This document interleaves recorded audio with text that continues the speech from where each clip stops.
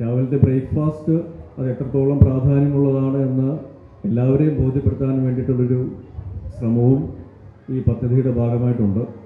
പക്ഷെ രാവിലത്തെ ബ്രേക്ക്ഫാസ്റ്റ് കഴിക്കാതെയാണ് ഞാൻ വന്നിരിക്കുന്നത് എന്നുള്ളൊരു വിരോധാഭാസം കൂടെ ഇവിടെ ഉണ്ട്. പക്ഷെ അത് സമയത്തിൻ്റെ പരിമിതി മൂലമായിരുന്നു, എനിക്ക് കുറച്ച് തിരക്കുകളും കൂടെ ഉണ്ടായിരുന്നു. അപ്പോൾ വൈകി വന്നതിന് ആദ്യം ക്ഷമ ചോദിക്കുന്നു.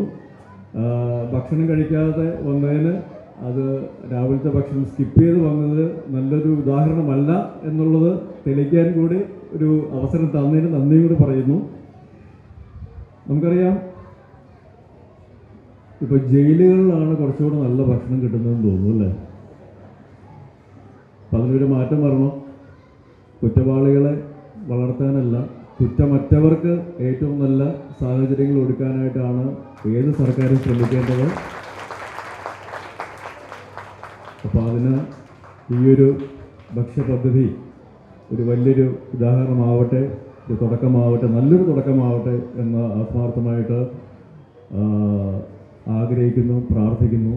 അതിന് കൂടെ നിൽക്കുന്ന, മുന്നിലും പിന്നിലും ഒപ്പവും നിൽക്കുന്ന എല്ലാവർക്കും, ഒരു വേദിയിലിരിക്കുന്നവർക്കും ഇവിടെ കൂടെ ഇരിക്കുന്നവർക്കും, മനസ്സുകൊണ്ടെങ്കിലും ഈ ഒരു ചടങ്ങിനോടൊപ്പം നിൽക്കുന്ന എല്ലാ സഹൃദയർക്കും നന്ദി പറയുന്നതിനോടൊപ്പം തന്നെ ഏറ്റവും നല്ല മാതൃകാപരമായിട്ടുള്ള ഒരു പദ്ധതിയായിട്ട് ഇത് വരട്ടെ, വളരട്ടെ, വിജയിക്കട്ടെ എന്ന് ആത്മാർത്ഥമായിട്ട് ആശംസിക്കുന്നു.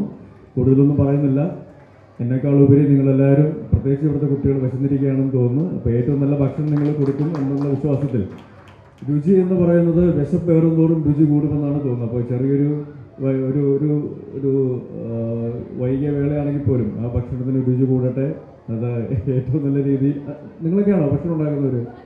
അല്ല, ടീച്ചേഴ്സാണ്. അടിപൊളി. അപ്പോൾ ഏറ്റവും നല്ല രീതിയിൽ കുട്ടികൾക്ക് ഏറ്റവും നല്ല ഭക്ഷണം കൊടുക്കുവാനായിട്ട് നിങ്ങൾക്ക് എല്ലാവർക്കും സാധിക്കട്ടെ എന്ന്